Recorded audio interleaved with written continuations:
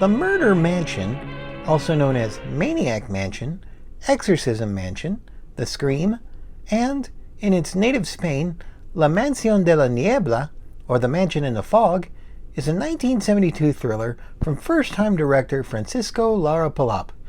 And as all those titles suggest, this mansion is the star of the film, a place of convergence for several strangers and death. The movie begins by introducing the strangers.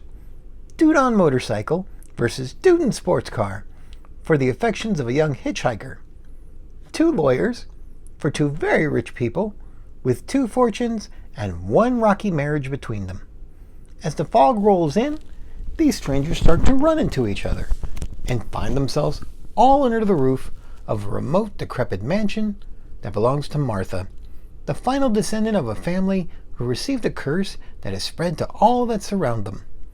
Trapped for the night, the strangers try to settle in, but begin to see and hear strange things, unsettled spirits, with unfinished business. This movie is a slow boil, focused on building its atmosphere, marinating all these characters in it, taking its time. We don't get our first death until minute 50, and we're 60 minutes into the film before things really go off the rails.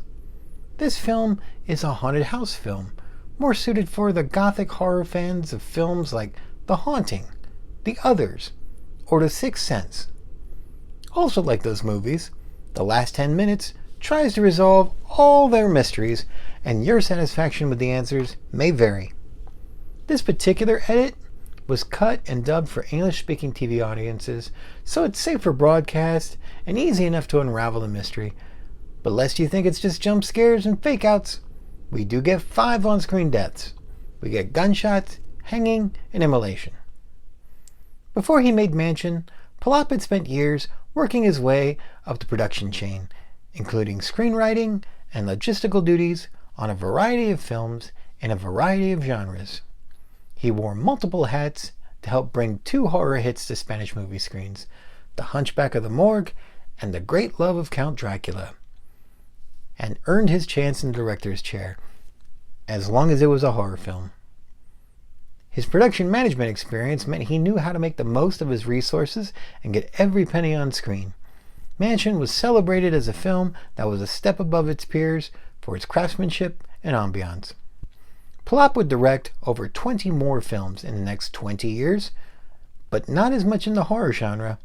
He ended up bouncing through a variety of genres, as many as he could handle. In 1977, he managed to have 5 of his films released to theaters in 1 year.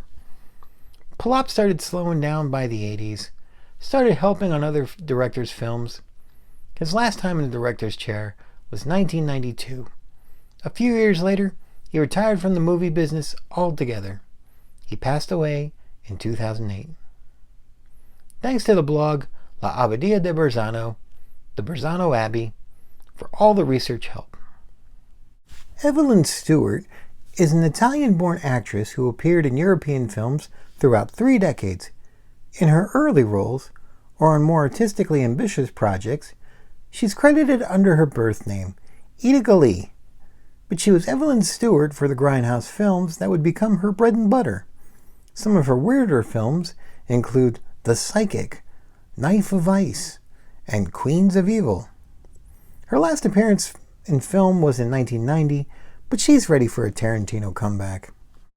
Analie Gade was born in Argentina and started her career there.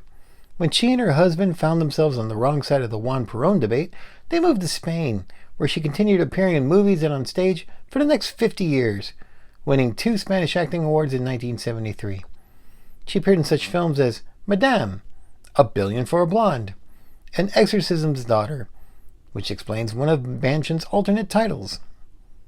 She passed away in 2019. The Murder Mansion is a great Halloween party movie. Throw it on the TV, where even the soap opera bits don't detract from any chatter or fun on the floor. As for watching it, some critics have described it as a Scooby-Doo movie for grown-ups, with an ending not quite as clean. As long as you're prepared for that experience, you'll probably enjoy it.